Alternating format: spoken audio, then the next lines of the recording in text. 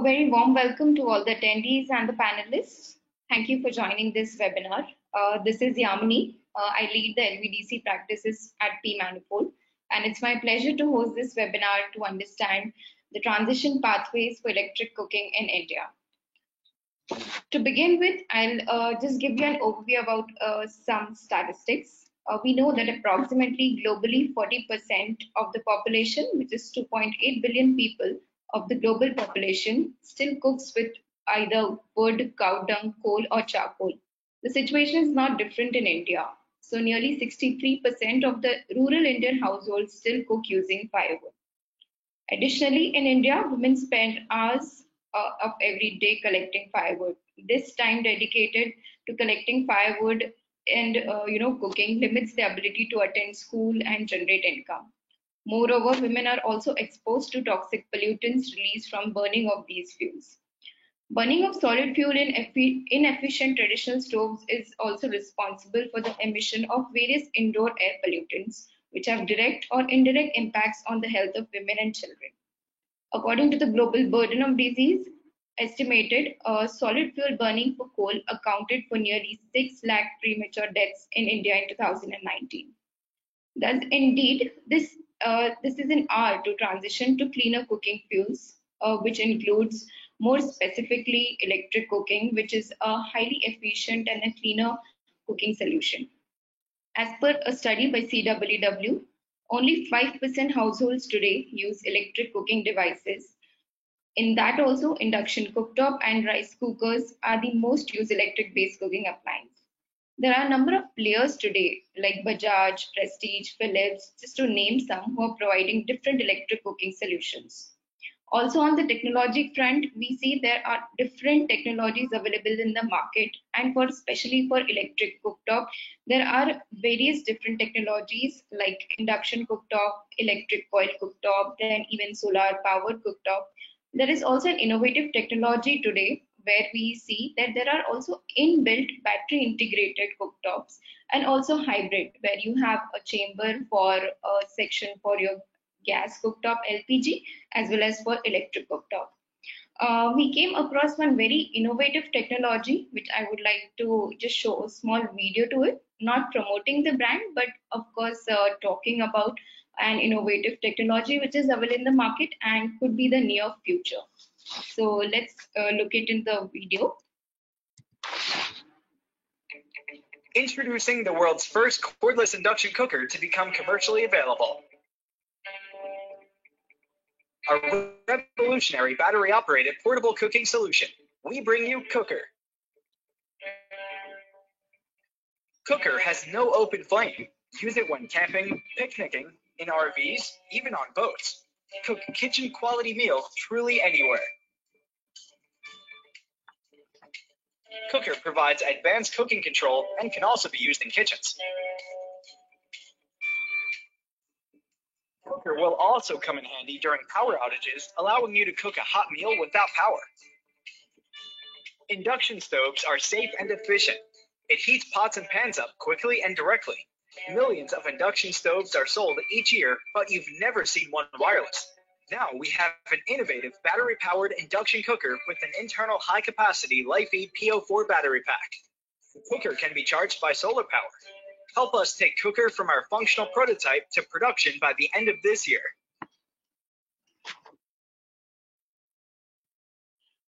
So yes, we saw that electric cooking when combined with solar can become more cleaner. But yes, definitely there is a need to identify the right fit for at a regional level, at a country level, at a state level, because there is a lot of difference in the way people cook food across boundaries.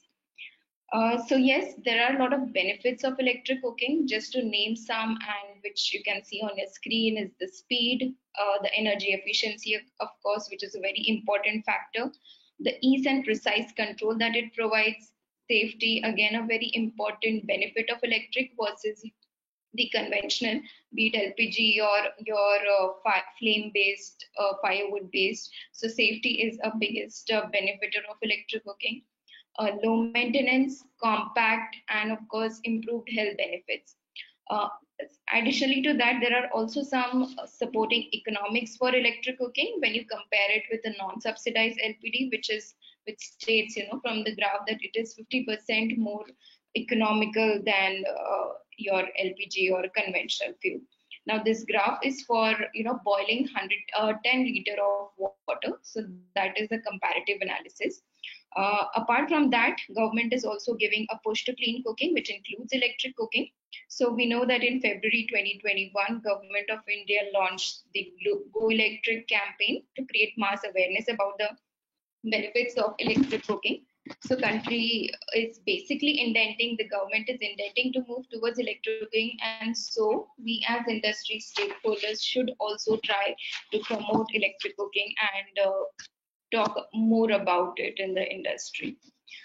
However, there are also certain challenges that are hindering penetration of electric cooking.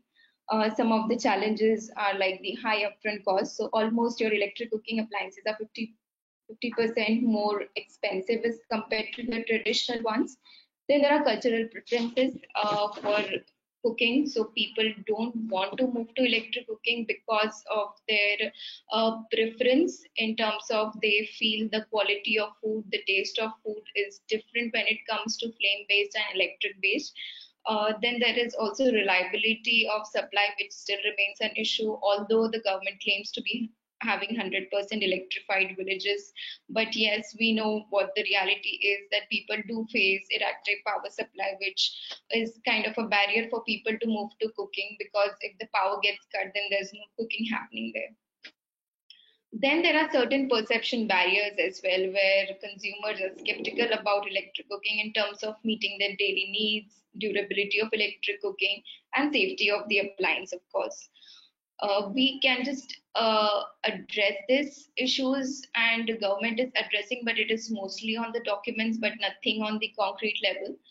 We take this opportunity in this webinar to understand from our speakers who are experts in this industry of electric cooking, and try to understand specifically what is the value proposition of electric cooking, what are the barriers that is hindering the transition to electric cooking, and what are the areas of interventions, basically where should we focus to transition to electric cooking. So this is our webinar focus for today, and I would like to introduce you to the speakers of this webinar today. So we have a list of panelists there. So we have Ms. Swati Bhogle, who has been associated with several organizations in India in the area of clean energy. Her work area is largely in design and dissemination of thermal energy interventions for domestic and rural informal industry applications. She is the president of Clean Energy Access Network. She has studied chemical engineering and is an alumnus of IIT Bombay. She has played a crucial role in shaping the space around sustainable technology innovation and dissemination, grassroots entrepreneurship models, and associated policy initiatives through CLEAN. Then we have Mr. Sudasatta Kundu. He is currently working as a senior manager, technical advisory at India Smart Grid Forum. He has an experience of more than 10 years in the energy sector. His area of work includes smart grid implementation strategy, policy, and regulatory assessment. Then we have Mr. Sunil Mani. Sunil works as a researcher at Council on Energy, Environment and Water, a public policy research think tank. He holds a deep interest in studying energy access and efficiency issues, and they have worked quite extensively in the research around electric cooking. I welcome you all and our panelists to share their presentations. Thank you. Swati, over to you. Yeah, thanks, Yamini. You have to give me the screen access, I think. Share access, show my screen.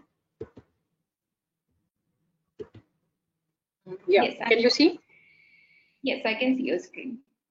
Yeah, okay. So thanks. I think the subject of transitions is very important and not very much discussed. So I like the thought of having a discussion around transitions because clean cooking is really a very complex issue.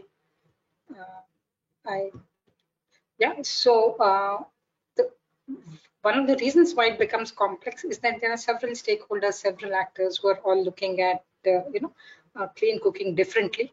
Just the very fact that there are about 6 SDGs, where clean cooking, good feature itself tells you the multitude of stakeholders and the complications that could come around clean cooking.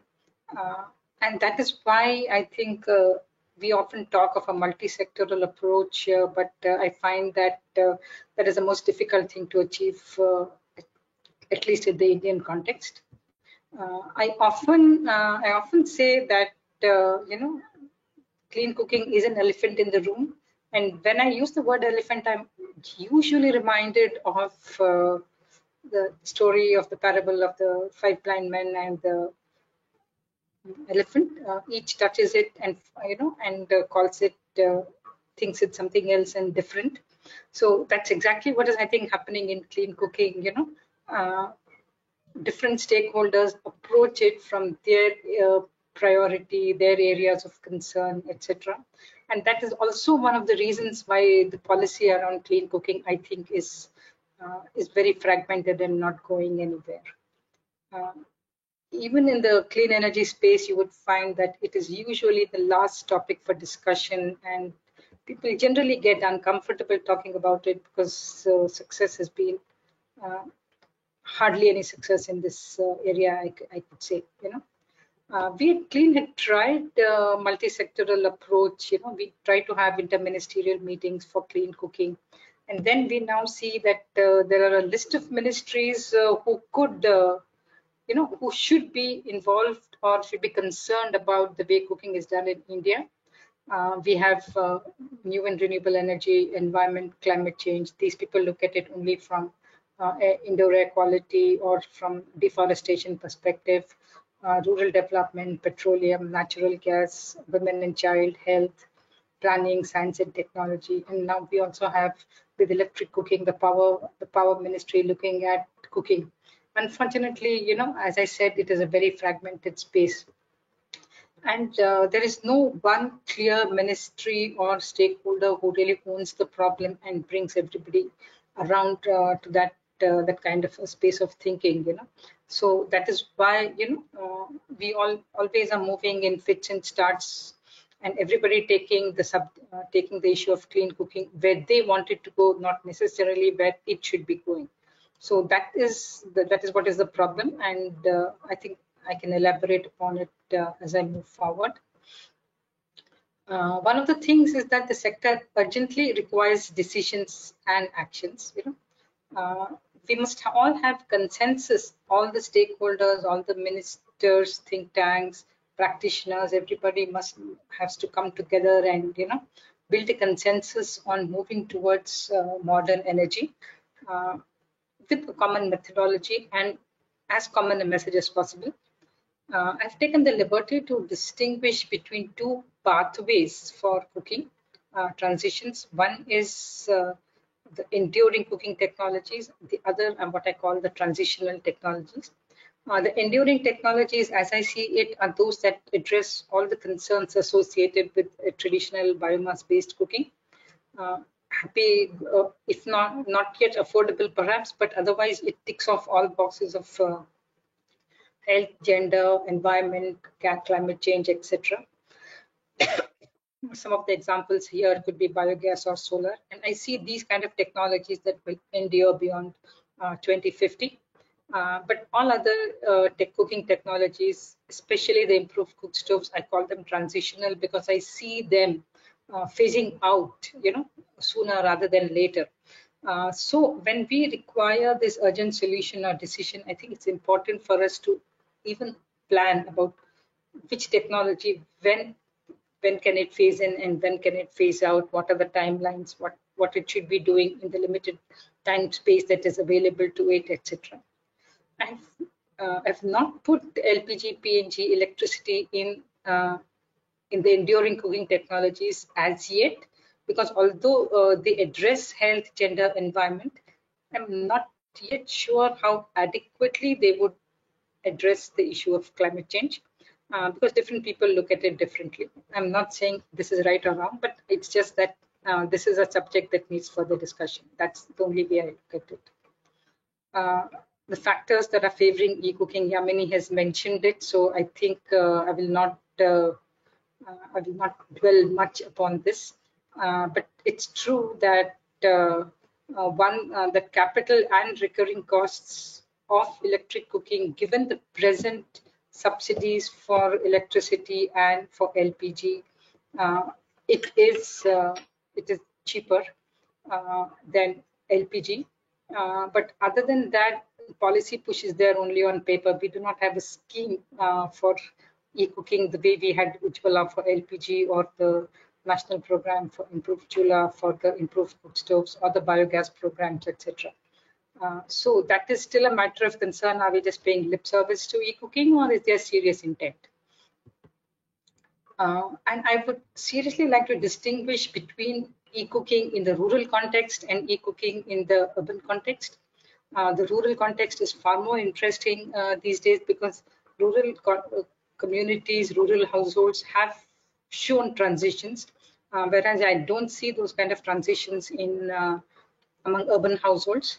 But the major barrier to e-cooking in the rural context is to do with the electricity supply.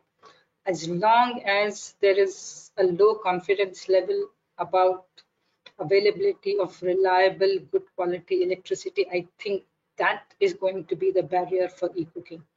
And I'm looking at e-cooking not in terms of just saying that how many appliances sold and how many, I'm looking at it as a day when e-cooking will become the primary cooking medium. If can we make e-cooking as the primary cooking fuel, just as cook stoves, just as LPG is in the urban context, or not becoming into the rural context if it is available. So the challenge is not just to penetrate appliances in rural areas, but the challenge is to actually move it to, shift and the transition for it to become a primary cooking fuel. And that, I think, is where the problem lies. And the major barrier, I think, would be the grid electricity supply. These are all very poor confidence levels among consumers if they have to shift to e-cooking. Other smaller trivial issues are like after sales service for appliances, etc. But that will come when a critical mass of users of e-cooking appliances are there in rural areas. The challenges to e-cooking are not very different from the challenges for LPG: affordability, access, adoption. And as long as biomass remains the cheapest fuel available easily, locally, everywhere around them, these challenges will persist. And so it's a very difficult task to move to e-cooking, but it should move in that direction.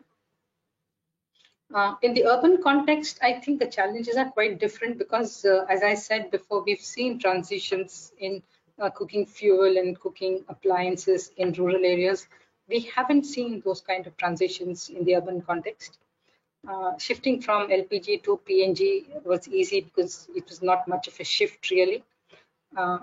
We've seen electric cooking in households for about 2 decades, but never as a primary cooking fuel. It would be some kind of appliance available in the house, and not necessarily you start your day with switching on your electric cooker. The other issue is there is a very high level of satisfaction with the LPG, PNG. Very high level of energy security, double cylinder, piped gas, no inconvenience from power cuts. Why should anybody shift? That is a question that needs to be addressed. Plus, even in the urban context, even if you are saving a little bit of money, on shifting to electric cooking, that kind of cost saving is almost irrelevant, and that is not going to help you to transition to e-cooking as the primary cooking fuel. I was concerned about battery backup for e-cooking, but Yamini has mentioned that people are looking at that kind of solutions today. So I don't know how it scales and when it scales and at what cost, but it's something new. So not much to be discussed there at this point of time. Again, I say that the drivers for e-cooking are not yet in place. In fact, even the drivers, I would go a step further and say they've not even been identified. I'm looking at it more in the rural context, because I think transition to e-cooking may be difficult in the rural context, but it is more probable in the rural context than in the urban context, because their dissatisfaction with the existing solution is very high, whereas it's not so in the urban context. Some of the drivers could be that with increased income in rural homes, these kind of e-appliances would come in as the power situation improves. Maybe its usage would increase. But we have not, e-cooking or any cooking program has not really invested much in behavior change research or communication. I have never seen behavior change mentioned in as a priority in the MNRE programs. But we see the very high visibility for the Ujjwala program right from the airport to the bus stand or somewhere like that. Everywhere, very high visibility, and I think that's the kind of communication that e-cooking should, should reach. But I'm not sure if it has the kind of a champion, the way the Prime Minister of India was the champion for the Ujjwala program. So we do need, e-cooking needs a strong, enduring champion, And as I mentioned before, no policy push, no schemes. It's just there, mentioned. There is talk of it going the way of, I don't know, the LED bulbs, but I don't see much progress there. Market mechanisms are generally present, are there. But as I said, if you are looking to make e-cooking as the primary cooking fuel, one should not look at 20% increase in sales of cookers, etc., of induction cooktops or whatever it is. That is scaling, but usage scaling? I don't see any data that says anything like that. Whether we've even collected that kind of data, I don't know. Then, transitions in e-cooking have been, as I mentioned, more transitions I see in rural areas than in urban areas. LPG, PNG, there has never been a shortage of late. Even when we find that LPG and PNG have now become transport fuels in addition to cooking fuels, we've never experienced shortages in LPG. And as the demand is growing, we've ensured that the supply is also there. I don't see e-cooking going that way with the condition, the state of ESCOMs, the way they are, because at the end of the day, the LPG has been driven by oil companies with very deep pockets and staying power and a lot of investments. But our ESCOMs are debt-ridden, and I'm not sure if ESCOMs can do for e-cooking, what oil companies were able to do for LPG. Then this again, cooking is a culturally embedded practice. We all know it. It takes a long time to change cooking behavior. It is not just the cook who has to change. It is also the people in the house who say that food is not tasty, or this is not like this. It should be slow cooking. All kinds of issues come up in the family, in the household. This is not a problem that is unique for e-cooking. It is a problem that has been encountered by LPG, by improved cook stoves, by biogas plants. But I think it's important that e-cooking learn from what the other transitions, especially in the improved cook stove dissemination program, what they have gone through, how they have overcome these cultural practices, what have been their penetration strategies. Because I think it is a late entrant in the space, and so it can benefit from past work, past experiences, etc. The other thing that I've seen is not adequate research or understanding of consumer behavior and behavior change. In any meeting about clean cooking, one sees more scientists, technologists talking about design, about fuel pellets, about standards. I don't see the kind of participation of social scientists, social workers, grassroots people who should be involved in this clean cooking practice. maybe I do see some people who are doing awareness, etc., but it is not backed up by research and the awareness, the publicity around clean cooking. I know about LPG, I know about improved cook stoves, a little bit about e-cooking as well, is that all kinds of behavior change communication is more a marketing communication and not just an awareness communication. It's not about that you must change, why you must change. It's just buy this, buy that, it's good for you. So that distinction between marketing communication and otherwise, why should you transition? I don't see that at all happening, and that is why I'm a little bit concerned about how e-cooking can penetrate. But it has its advantages, especially because it's a late entrant.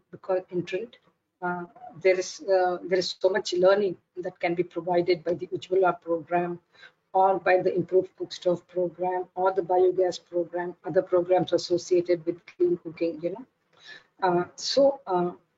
E-cooking businesses, you can see that they will always begin with a high familiarity of what is a user looking for in a clean cooking solution. But whereas the improved cook stoves, etc., started with a lot of focus group discussions, etc., in the field about what is a consumer looking for.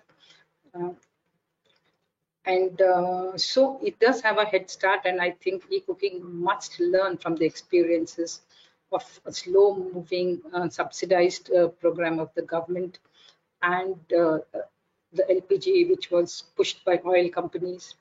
How does e-cooking want to position itself so that it becomes a primary fuel of use, if not this decade, at least in the next decade? These are all some lessons that e-cooking, stakeholders and have to learn. We have a huge set of identification exercise we've gone through about identifying what is the dissatisfaction levels with existing cooking devices. That would be a great learning for the e-cooking people, because they've understood, and all that they have to see is that they have to make sure whether their appliance fits in there. But again, as I've mentioned often, if you're just looking at e-cooking as an appliance, I think that's not the way to go, because the major issue is with the supply of electricity. Any amount of appliance intervention, smartening, smoothing, cost reduction, production at scale, procurement at scale, if you're not able to improve the electricity supply voltages, low voltages at the tail end of the grid, and these kind of issues, then I suspect it would be a non-starter. For that, it is important, that people who are marketing e-cooking in the appliance business learn to work together with the DISCOMs, and the DISCOMs are also in not very healthy state. So ESCOMs are not in healthy state. So I don't know, if they are going to be, something that is going to bring the whole program of e-cooking down. I'll close with some closing comments and thoughts. E-cooking, we must take a conscious decision about whether it wants to replace LPG in urban and rural areas or not. We need to know how it would happen. It could have a faster penetration, I suspect, in rural areas, provided the electricity issues are sorted out. I think e-cooking must invest in social and behavioral research and use information for product design, diversity of products. As Yamini had mentioned, the range of appliances are coming up, and also for marketing communication. It's something which the others hadn't done. Perhaps they didn't need to do it. LPG surely didn't need to do it, but e-cooking requires that this kind of behavior change issues be addressed. It must follow trends in changing rural lifestyles. What are people buying as they have more money? When do they cook? How do they cook? All those rural lifestyles they must track. It must actively engage with ESCOM, because I do think that is the rate limiting step for e-cooking. Then more and more states are announcing free electricity for up to 300 units. What impact would that have on the cost of cooking needs also to be understood. So there's a lot of research, not just in design of appliances, but everything in the ecosystem level that needs to be understood before e-cooking can really even think of penetrating at the scale at which LPG has penetrated. I think I'll stop here.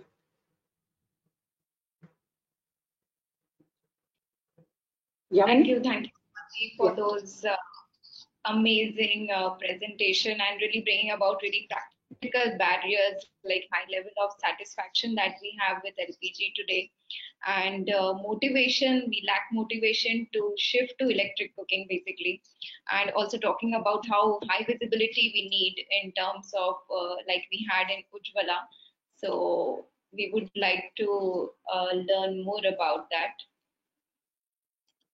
Before that, I would just like to quickly launch a poll for audience and would like to know their preferences. So I would request all the audience to please answer the poll that I am just launching. So this is about, would like to understand like which of the following do you use for your cooking purposes today? So I would like people to vote here, and we would have a follow-up question with this.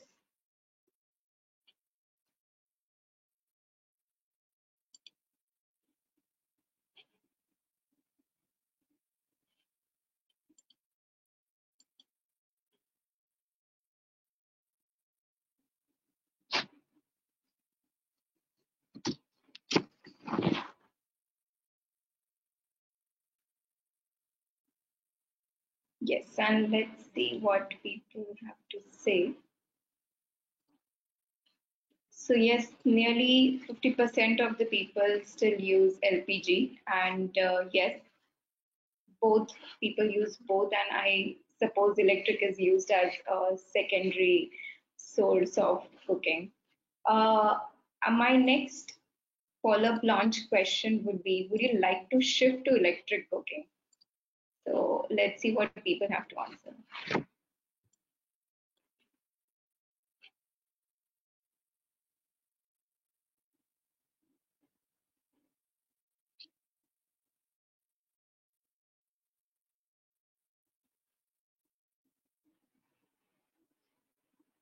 Yes, and there are 75% people saying yes, they would like to shift to electric cooking. So I think that in itself is a very positive response from the people. So I wish we shift electric cooking. I would like to now call Sudha from ISGF to share his thoughts on the topic. Sudha, I've given you the access.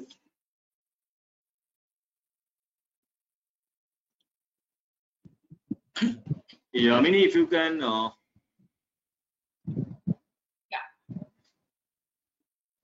Have you got the access?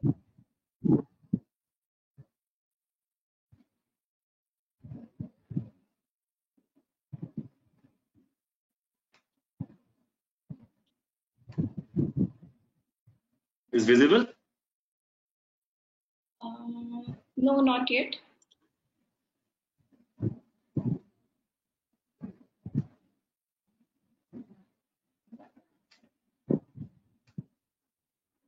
I don't know why it is pausing screen sharing.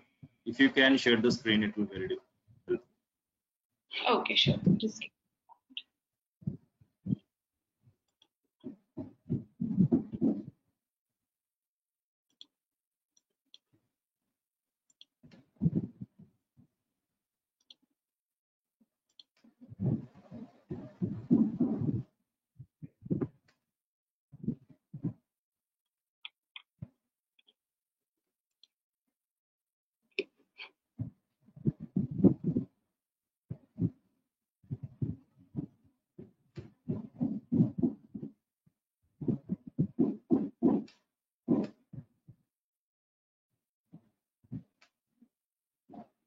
yes, you can go ahead if you can see my screen.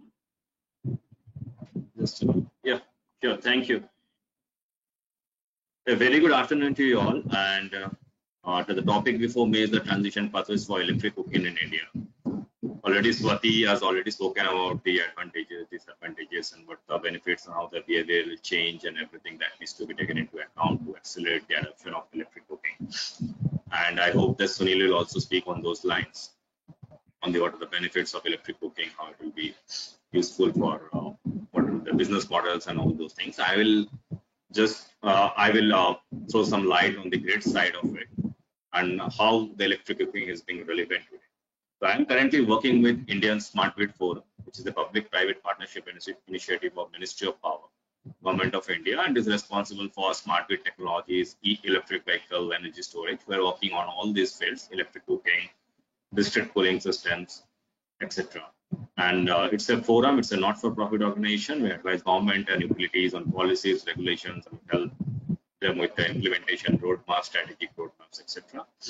So, and SGF has evolved as a think tank, global reputed. We have our footprints in both South and Southeast Asian countries. So, next slide, please.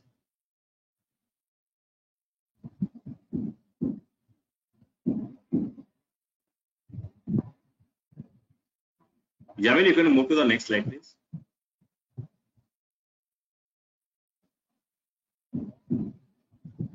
Thank you. So I'll be very short on this, and I have only prepared one slide because I don't want. I will discuss each of these points. So recently held COP26, if you see that they have already called for the removal of inefficient subsidies on fossil fuels. So currently the decarbonization is one of the talk, and India has already placed for decarbonization by 2070, and that's a huge target if you're total net zero. If you're going net zero by 2070, and most of the focus is currently on the electrification of various sectors that has been going on to make it more energy efficient. And also, if you see on the LPG, LNG, or the oil side, the fossil fuels, including the coal, the fossil fuels is very volatile. Actually, the price of these fossil fuels are very volatile, and they're very impacted by various global events like this Ukraine, Russia, where you can hear that the India is getting subsidized oil and subsidized gas and others, oil, and what the European countries are buying gas and all those, where it is making costly the oil and gas on the other side also. So all these things make LPG a volatile and a vulnerable source of energy, or any oil or gas in vulnerable source of energy based on the global. Whereas electricity, we're currently focused on, most of the countries are talking about decarbonization. They have come together and placed for net zero. Most of the focus has gone for renewables, their integration into the grid, in adoption of energy storage and other things. Now, recent research on these things, if you see on the electromagnetic induction cook stoves, which operate at 90% efficiency, which is significantly more than LPG or ethanol, which can both operate at 55% efficiency. So if you move on the electric cooking side, so you to see that it is much more efficient, but obviously what we talked about, this behavioral change. And if you just compare this electric vehicle and electric cooking, you find some similarities on this. Here also people think that I'll go to the petrol station and I'll fill up the tank within 5 minutes. For electric vehicle, I have to move and we have to stay there for 20-25 minutes for fast charging. In case of slow charging, it will take around 5-6 hours, and we have to leave the car and all. So this, and also there is that electric vehicle is also an adoption of electric vehicle is also a case of behavioral change, which we are currently the behavioral change is being seen, but it is very slow, and we need to accelerate that. We are also taking initiatives to accelerate the adoption of electric vehicles. Right. So if you see on these areas where this electric vehicle is a much more operating cost, less operating cost, then also people are currently preferring this IC-based engine vehicles. Similarly, on electric cooking side, the electric stoves are there. They're much more efficient. They're much more easy to handle. And then also people are moving for LPG and all those things. Obviously, the behavioral change is needed, but also needed initiatives needed from the policy side, regulatory side, and also from the visibility side, what Swati told in case of Ujjwala that she was speaking. Now, we have 99.9% household electrification already there. Obviously, the power quality and reliability is an issue. So, our government is already has come up with this RDSS scheme, Rebound Distribution Sector scheme, where government is focusing on strengthening the distribution network, not only strengthening the distribution network, the smart metering target that is 250 million by smart meters by 2025 through RDSS, and not only that, they are also focused on capacity building of the utility professionals. So if you see the focus on, if you see on the electrification side, the focus government is already providing focus with the EV and storage, which is coming up with integration of renewables, integration of EV. So these are all fluctuating loads, and to make the intermittency of those loads, storage is there. So already the transmission level, the grid connected solar and wind projects are getting storage on their side to counter the intermittency of supply. Similarly, on the EV side, EVs are getting integrated into the distribution grid, considering those the distribution companies or utilities are already considering the strengthening of their network. And similarly, it is being facilitated by the government through the RDSS scheme, where PFC, Power Finance Corporation, and the Rural Electrification Corporation, the nodal agencies in various states. So, and also you have the 500 gigawatt RE renewable energy target by 2030. So if you see all those things, where the 500 gigawatt RE target, there's a smart meter connectivity, there's household electrification, and all those initiatives, if we come together, it will be very easy for the people to adapt the to adapt the electric cooking in their households. And not only that, from the supply side, it will be a green supply for this electric cooking. Because on EV side or electric cooking side, various times been raised that already, although you're using the electric cooking or electric vehicle, anything, but the supply for the power supply is from fossil fuels. But here, most focus is on renewables, and 500 gigawatt of renewables, it will be used supply of renewables, and it will be, I think, covering at least 70 to 80% of Indian supply. So most of the supply from green energy will be utilized for this, will be utilized for cooking.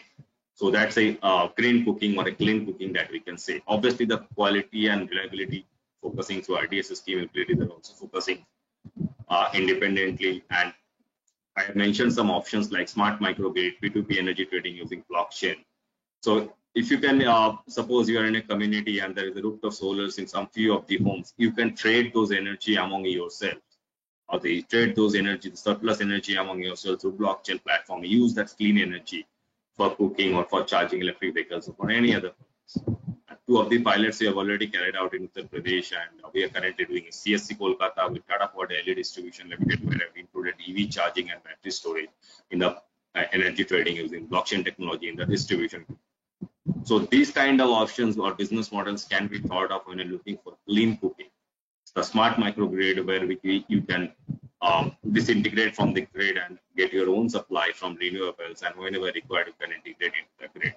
So these kind of options are already there, and with smart meters in place, with the 250 million smart meters target, and if the smart meters are in place, and electric cooking connecting with the smart plug, there will be two-way communication, and that utilities can handle your cooking. Means you can also help as a part of the demand response.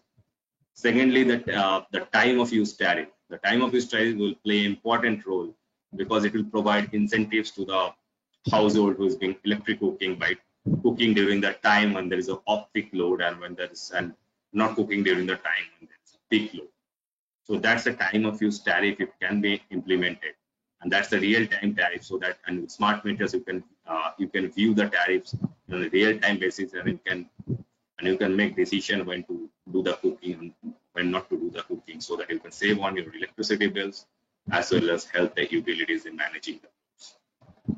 Similarly, if you see if a 4 kilowatt hour induction cooktop is using, and there is 100 million people out there, if 146 billion units of this what you call electricity is being used, when the electric cooking will be adopted at a much larger scale, then that will also help the PLA for the plant load factor of the generation assets. So the better utilization of the generation assets will be there with the increase in the load, and with maintaining that load with the utilities and smart metering and smart plug and all those things.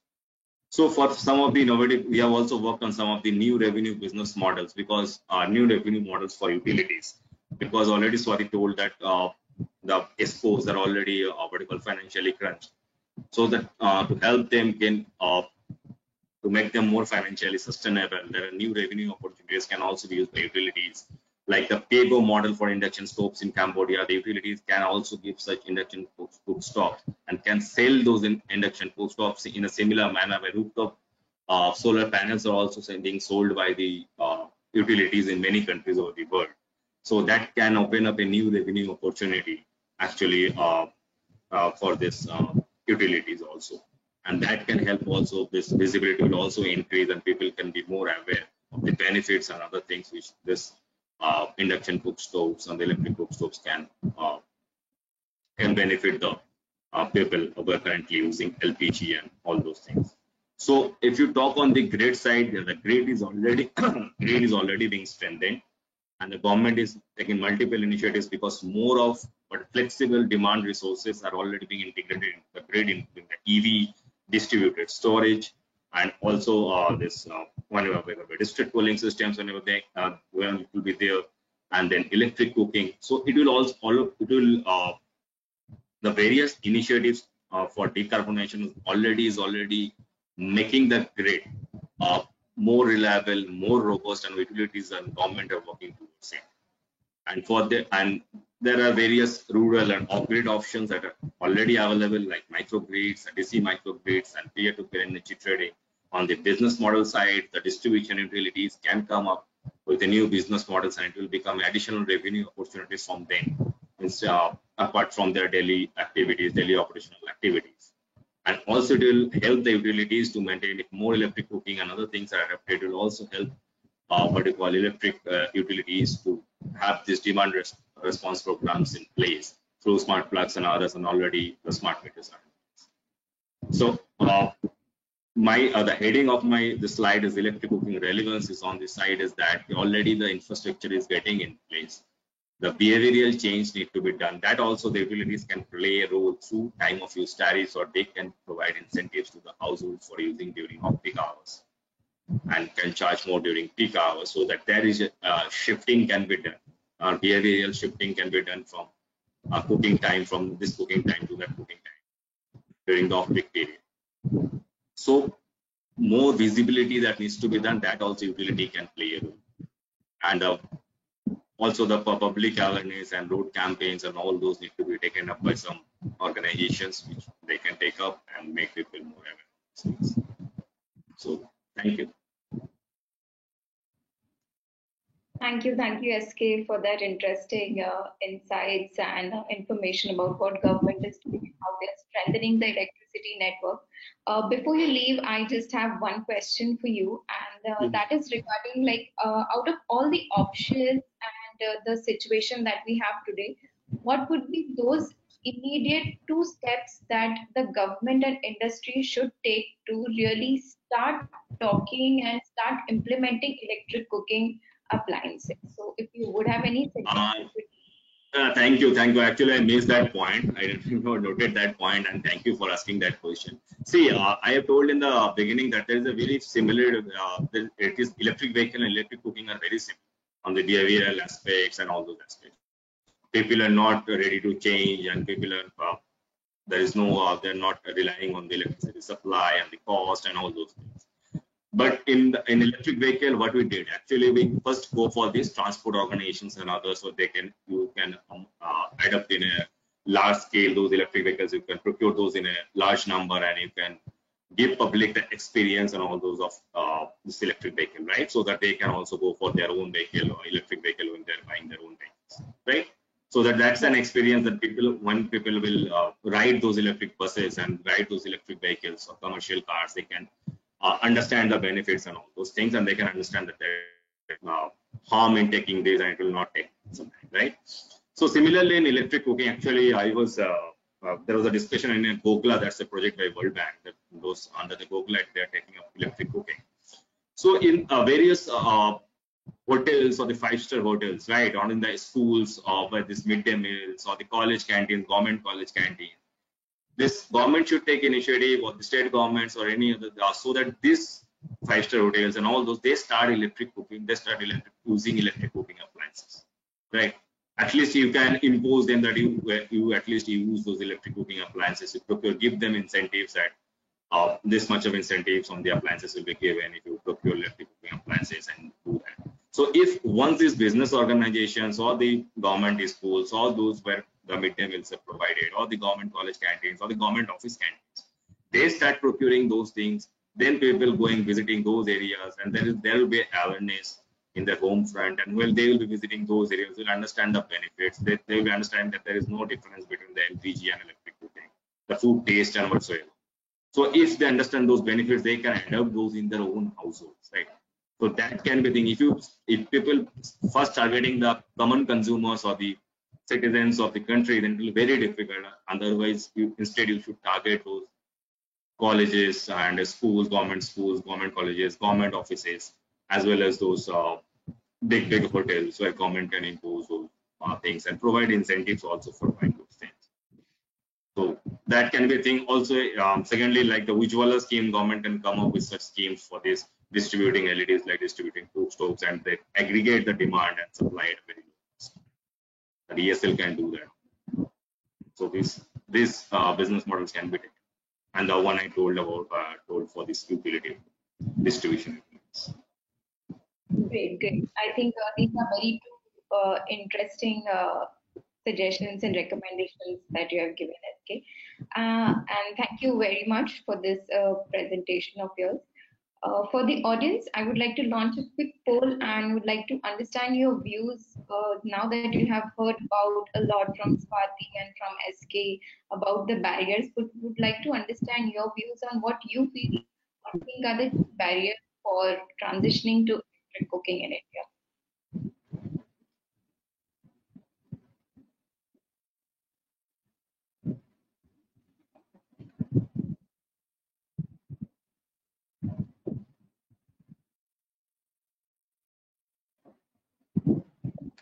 So some are supply side options and some are demand side options. So I would like to know your views on that. And you can select multiple options over here.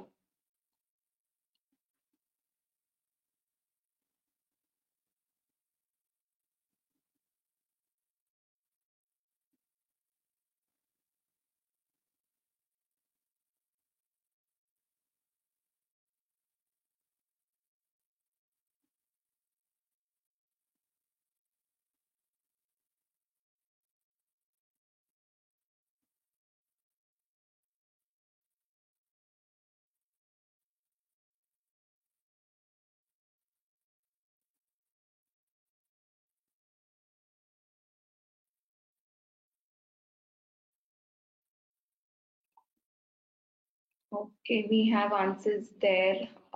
So we have 57% people saying affordability and technology maturity as a key barrier. Affordability, definitely, it is a key barrier which needs to be addressed. Technology maturity, I think it's been a decade now that induction cook stoves are there in the market, and I think technology is there, but its awareness is a bigger challenge. So which ranks second along with access and reliability of electricity. So very true. Technology maturity, yes, it is, and also affordability, the highest barriers. With this, I would like to now call upon Sunil from CWEW to share his views on the transition pathways to electric cooking. Over to you, Sunil. Thanks, Yamini. Can you give me the option of sharing the screen? Yes, I have given you. Okay. Can you see? Yes.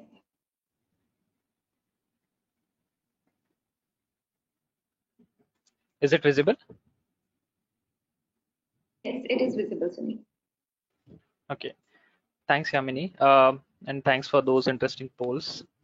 And thank you, Swati and SK, for your insightful presentations and also for setting up the context so well. Basically, as Yamini has already mentioned, I'm Sunil. I work as a public policy researcher at CW, and today I'm going to share the findings on the state of electric cooking in India. And based on these findings, we'll try to understand if Indian households are even ready for electricity-based cooking. And just to inform you, we have used the data from the India Residential Energy Survey, or IRES, that we conducted last year in 2020 to come up with these results. So about CW. CW is one of Asia's leading not-for-profit policy research institutions. As listed here, we have 7 key focus areas in total, and a Center for Energy Finance. At CW, we use data, integrated analysis, and strategic outreach to explain and change the use, reuse, and misuse of resources. And before I come to the key highlights from our study on electric cooking, I would like to briefly share details about the IRES 2020 survey. We covered 152 districts from the 21 most populous states of India under IRES to survey 14,850 households, 1/3 of which were from urban India and 2/3 were from rural India. And this map shows the distribution of those 152 districts, and also shows that we cover households from almost all parts of the country in this survey. And we relied on multi-stage stratified sampling strategy for our data collection. We also launched the IRES data for public consumption, and it is freely available on Harvard Dataverse. Using IRES data, we had also launched 2 studies, one focusing on electricity access and the other one focusing on energy efficiency, household energy efficiency in 2020. And we launched the 3rd report in the series on cooking energy access situation in the country, particularly reflecting on LPG access, and this was launched in 2021. And post that, we also launched the 4th publication in the series, which was a policy brief on the state of electric cooking in India. So I'm going to share some select key takeaways from this policy brief today. And the full detailed study is available on our website for public consumption. One of the reasons why this study was important was because the Government of India launched the Go Electric campaign in February last year to spread the awareness on the benefits of e-cooking. This is, of course, an attempt to make the electric cooking mainstream clean cooking option so that the LPG import burden on the country can be reduced. However, before scaling up e-cooking, it is also important to understand the current extent of its adoption and use in the country, and whether it is cost effective compared to other clean cooking alternatives such as LPG. And it is also important to understand the perception of households about switching to e-cooking compared to their current cooking fuel in terms of its feasibility, ease of use, and affordability. So we use IRES data to analyze all of this. So I'm moving on to the findings. And as Yamini has already highlighted, from IRES we find that around 5% of Indian homes use an e-cooking device in India. And as represented by the red dots here, the penetration is higher in urban India at 10% compared to only around 2% in rural India. Excuse me. And as you can see in this figure, households use diverse electric appliances for cooking their food, starting with induction cookstoves and rice cookers for cooking staple foods, to microwave ovens and grillers. However, induction cookstoves and rice cookers are the most popular e-cooking appliances, each used by nearly 40% of the e-cooking users. And this is followed by microwave ovens, which is owned by 1/4 of the e-cooking users in India. And here on x-axis, we have wealth decile. And as you can see, the use of e-cooking is concentrated among wealthier households in India. In fact, around 85% of the e-cooking users belong to the top 5 wealth deciles, which suggests that households' economic situation plays a very important role in the adoption of e-cooking devices. We also did this analysis at the state level and found economic factors to be playing an equally important role. At the state level, we found that Tamil Nadu and Delhi have the highest proportion of e-cooking users in India. Apart from that, Telangana, Kerala, and Assam were the other states where at least 1/10 of households used e-cooking appliances. We also found significant differences in the choice of different types of e-cooking appliances across states. For instance, rice cookers were more common in states like Andhra Pradesh and Telangana. And induction cookstoves were more common in Tamil Nadu and Kerala, and microwave ovens were more common in Delhi. So this perhaps reflects the differences in culinary habits as well as lifestyle choices across different Indian states. We also try to understand the potential determinants of these differences in e-cooking adoption rates in different states, and these were the four major determinants that we could figure out from our analysis. And while I've already focused on the role of urbanization and economic status in the previous two slides, power tariff rates seem to be another important factor in influencing the adoption of e-cooking. For example, in Tamil Nadu, which has the highest e-cooking adoption rate in India, provides heavy subsidies on residential electricity consumption, and households consuming up to 100 units in 2 months receive free of cost electricity there. Similarly, in Delhi, as we all know, households consuming less than 200 units per month receive a 100% subsidy, and those with 200 to 400 units per month get a 50% subsidy. In fact, as Swati ma'am had already highlighted, recently various other state governments too have announced free electricity for a certain category of households. So we might expect to see an increased adoption of e-cooking there as well if we go by this. We also found some correlation for e-cooking adoption with payment disciplines. For instance, in Assam, that has the fourth highest penetration of e-cooking, we found that wealthier households use rice cookers or microwave ovens because they can afford it. And low-income households in Assam used electric coil-based cookstoves because they are cheap. And we also looked at the electricity bill payment behavior of these electric coil users in Assam, and found that most of them could neither recall their electricity expenses nor they possessed a copy of their electricity bill at the time of the survey. So clearly there's some relationship between electricity payment discipline and the adoption of e-cooking, but of course it needs to be researched further. But all in all, our analysis suggests that future adoption of e-cooking would likely be higher in states with lower power tariffs or in states with gaps in billing and revenue collection, which is certainly not an optimal outcome for the discoms. Now, since Indian cooking energy space is already dominated by the LPG, and 71% of Indian households already use LPG as their primary cooking fuel, the next logical step for us was to understand if e-cooking is cheaper or expensive compared to LPG. And here we present that analysis. As you can see, the red upward line shows the monthly expenditure of exclusively using e-cooking at different per unit tariff rates for electricity. And we have arrived at this monthly expenditure curve using an assumption from the literature that a typical Indian household will use 974 kilowatt hours of electricity in a year if they only use electricity for all their cooking needs. Similarly, different horizontal lines on the graph show the amount of monthly expenditure required to exclusively use LPG for cooking at different LPG refill prices. Here we have assumed that exclusive LPG users would need to use 8 large LPG refills, which turns out to be around 114 kg of LPG in a year. And when we were doing this analysis, the price of LPG refill was around 800 in India, which is reflected by the black dotted horizontal line. And a typical exclusive LPG user would have needed to spend around 540 rupees every month at this price. Now the price of 14.2 kg LPG refills have touched 950 rupees in India, which would increase the monthly expenditure requirement of on LPG to be around 635 rupees per month. And extrapolating these lines show that e-cooking will be cheaper than LPG for all the households who are paying a tariff of less than 7.8 rupees per unit for electricity. So this is a key message from here. And as Swati ma'am had also highlighted, that e-cooking will be cheaper than LPG. But here we provide a specific estimate that it will be cheaper if electricity tariff is less than 7.8 rupees per unit.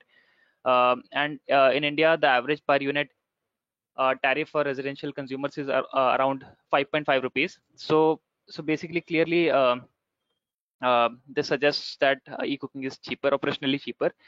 But the reason why households are continuing to rely on LPG, and as we've also discussed this during this session itself, and this also came up during the poll, the most important reason why people are not shifting is because one will have to spend around 4,000 rupees on purchasing the e-cooking devices and compatible utensils.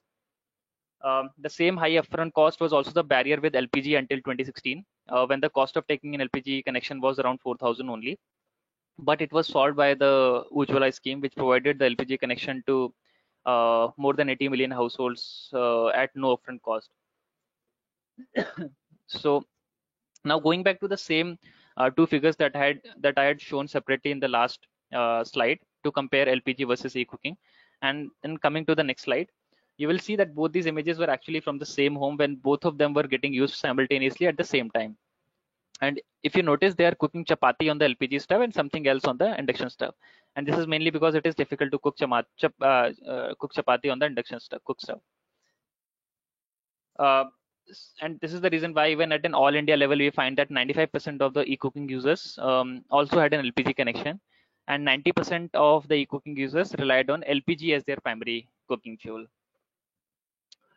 Further, only half of the e-cooking users used electric cooking every day, and that too only for some of their cooking needs. And such variation in e-cooking appliance usage pattern will have a significant bearing on how the uptake of e-cooking in future will interplay with the demand for LPG.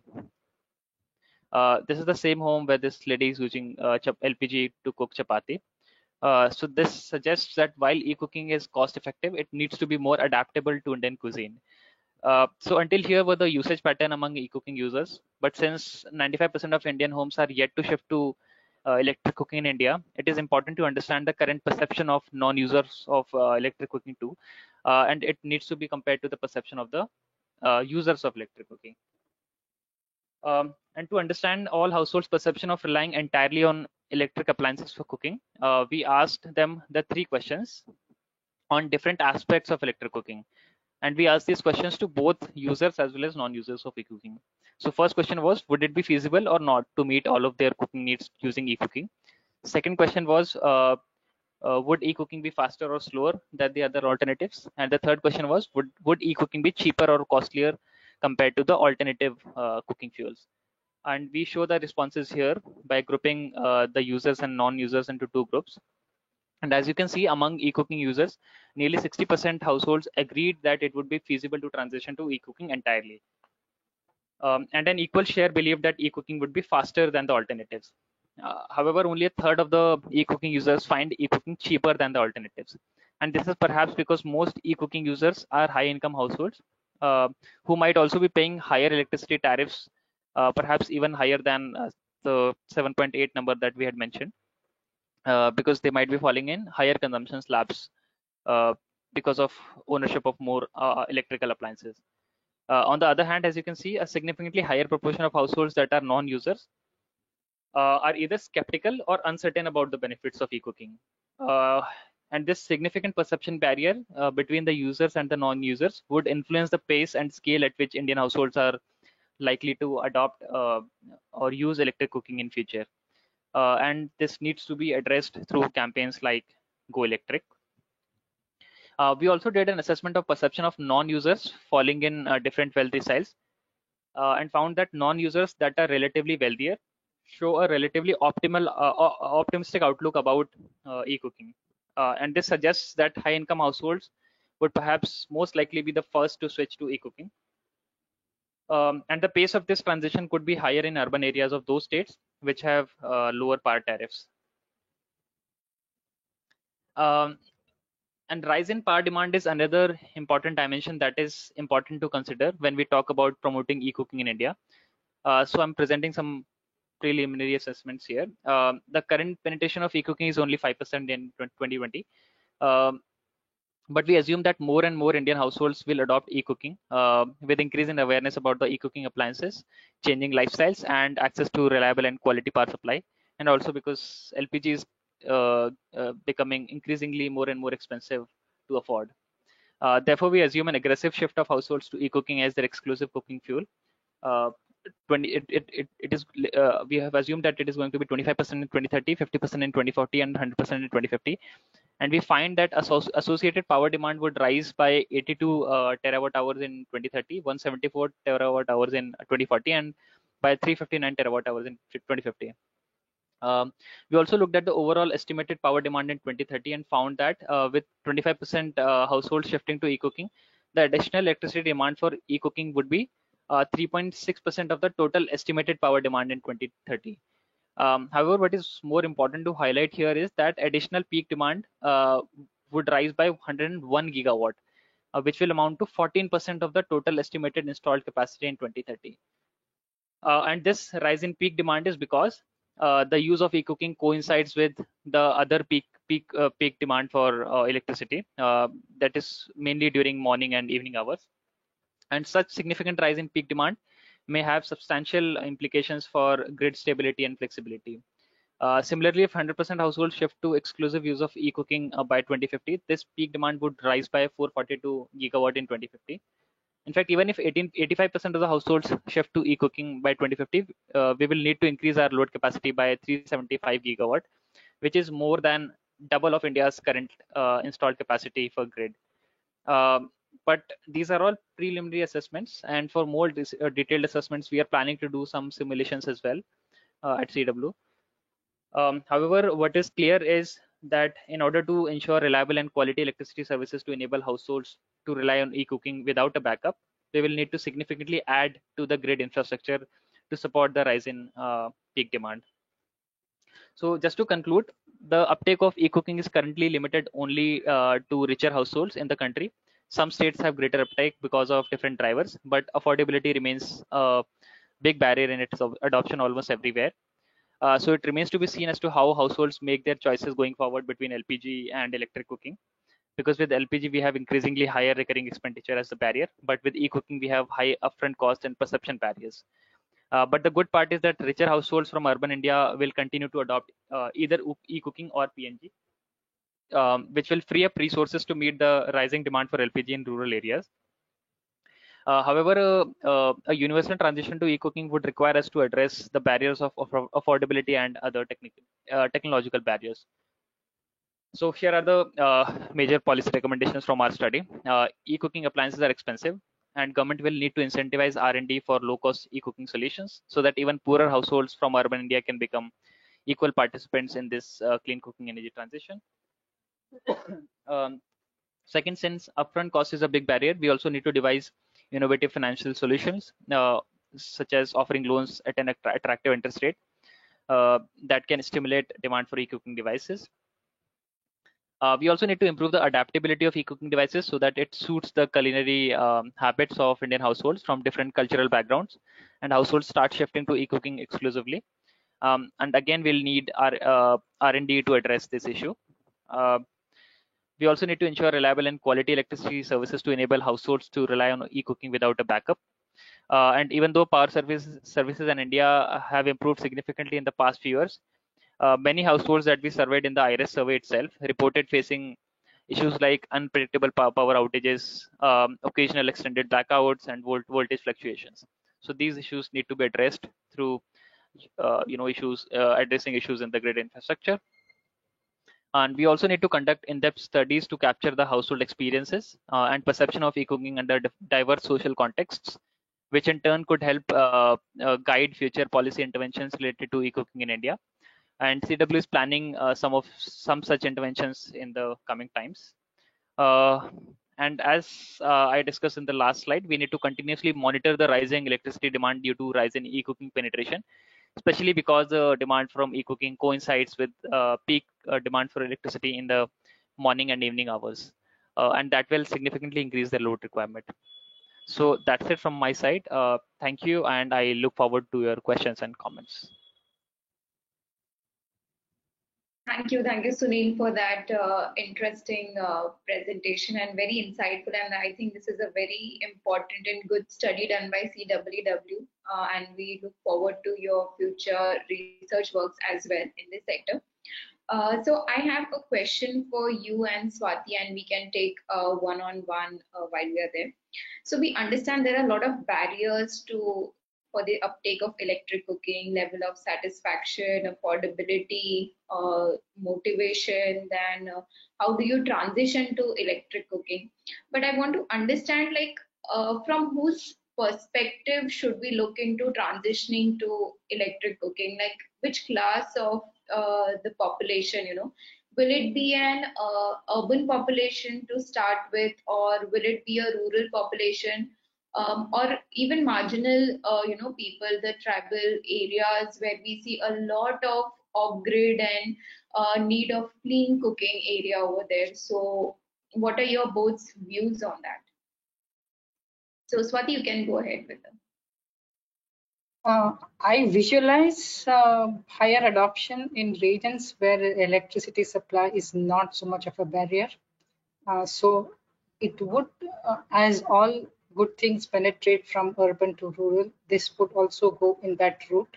But for me, it's important that we try and reverse that trend, and because the level of dissatisfaction, the indoor air quality, all the problems associated with cooking are much more magnified in rural areas. So we need to invest and put the policy thrust should be for rural areas.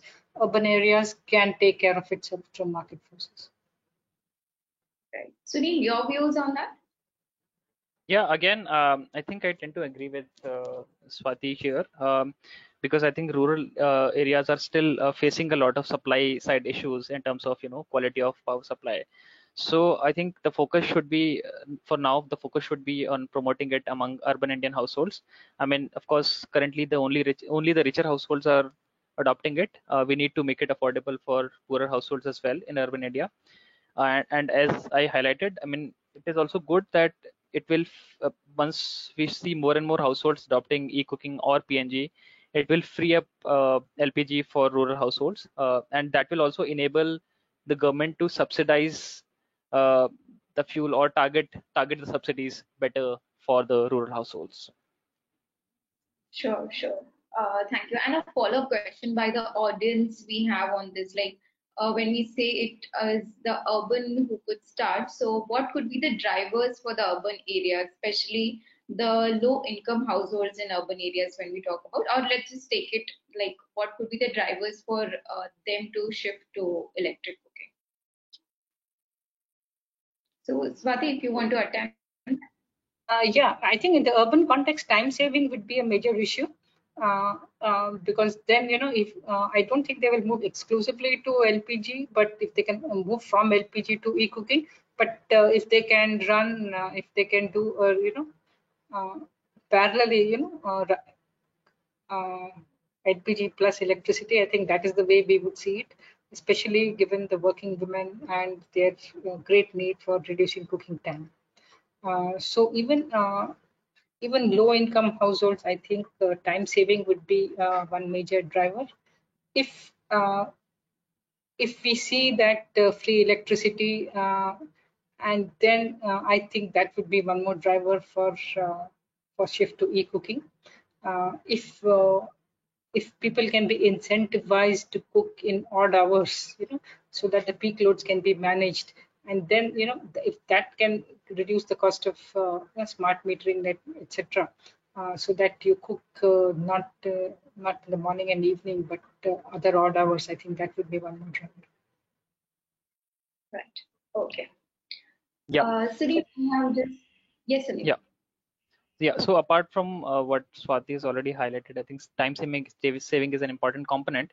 But another important component that is becoming more and more relevant in the current times is the price for LPG refills, right? If you, as I presented, the prices have gone up to 950, and we don't see them, stopping here.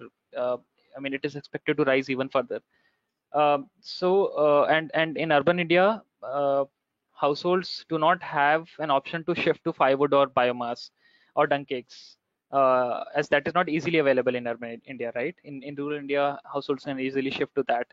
So, I mean, of course, I think the price is going to be a very, very important determinant going forward. But I think we'll need to still address the cultural and the behavioral issues. Yeah. Yamini, one more thing I foresee is as you mentioned, price, is that if you are able to go with that pay-as-you-go models or something like that, then it's easier to pay 10 rupees per day than pay 900 rupees every 2 months or 3 months or something like that. So if we can reduce the payment to 10 rupees a day or 15 rupees per day or whatever it's going to cost, I think that would also be a great motivator, because we've seen that especially when we were doing studies with LPG, we found that when people had saved up money to buy an LPG cylinder, then suddenly there came an economic crisis in the household. But if you're just paying, smart metering, uploading just small currency into this thing, and 10, 15 rupees or 50 rupees at a time, then it would pick up also. Right.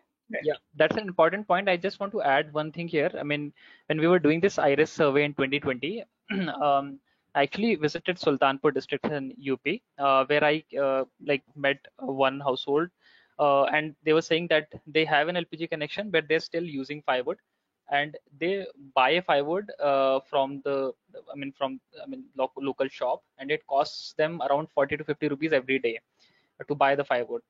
Uh, and I told them that LPG can be significantly cheaper for you if you shift to LPG. But they said that because firewood is available on credit, they don't have to pay it right then when they buy it.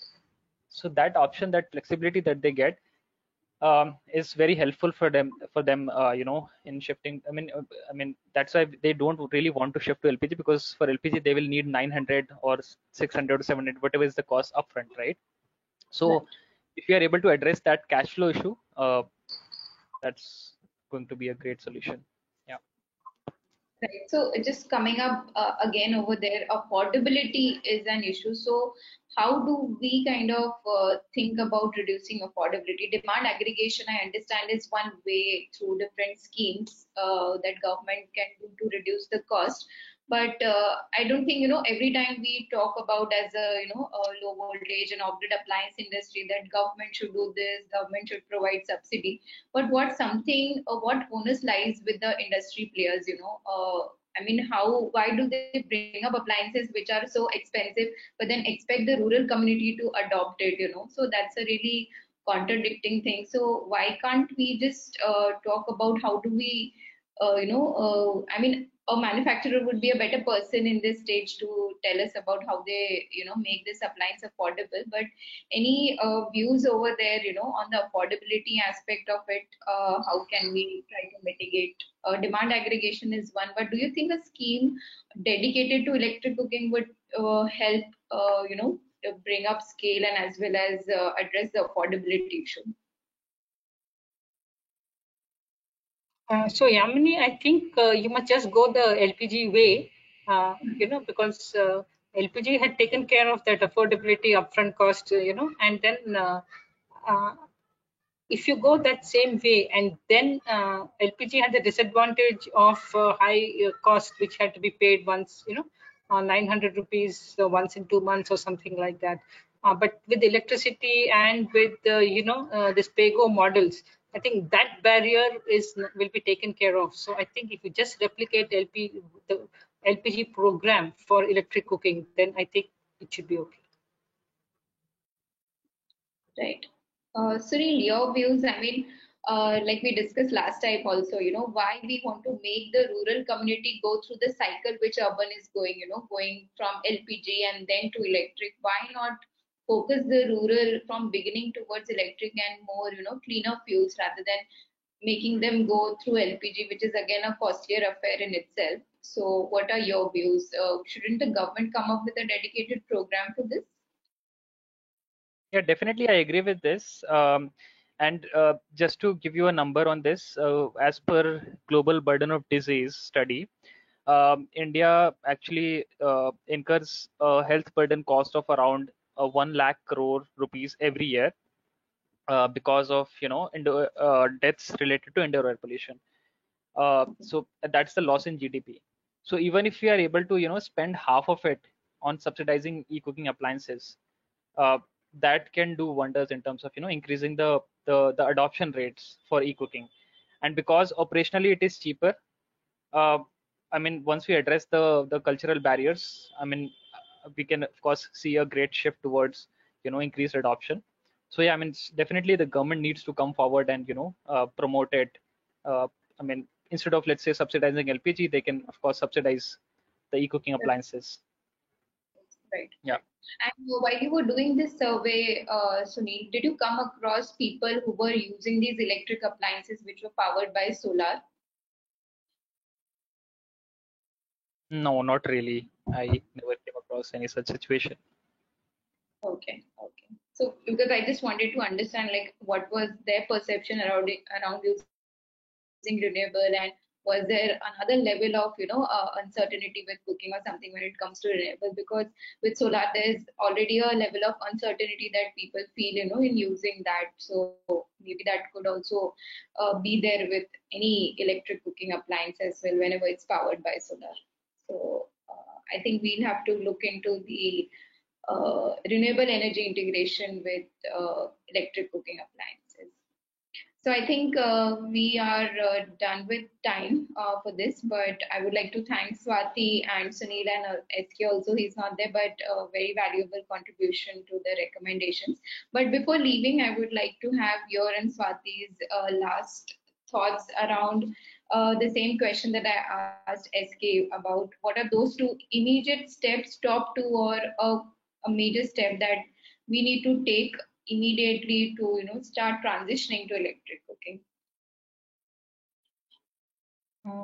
If I don't know what you mean by we, but I think the electric supply companies have to get their act together. I think that's very critical and crucial. And the other thing is that give electricity the same the same courtesy as you have given LPG. It will give you much more dividends in the long run than LPG, I think.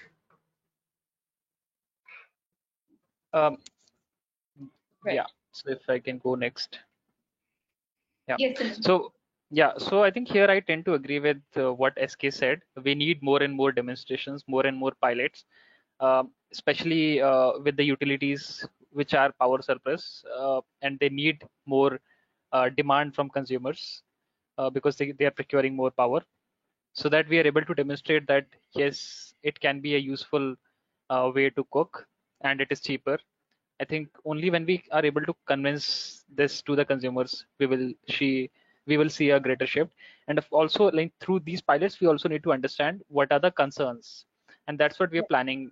Like in one of the studies, upcoming studies at CW, we are planning that we'll provide e-cooking devices to the households, and then track their usage pattern. Then based on that, we'll do regular follow-ups with them to understand what was the driving force behind using a particular fuel during a particular day, and what are the barriers and all of those things. I think we need to monitor that behavior very, very closely to understand what are the kind of changes that we need to make to the technology, to make it more adaptable in the Indian context, because of course India is a very, very diverse country.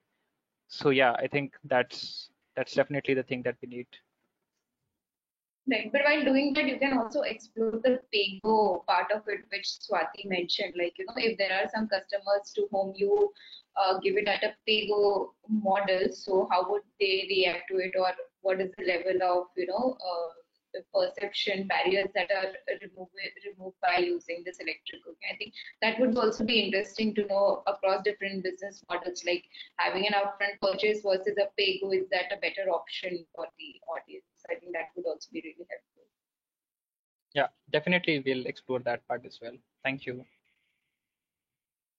Sure.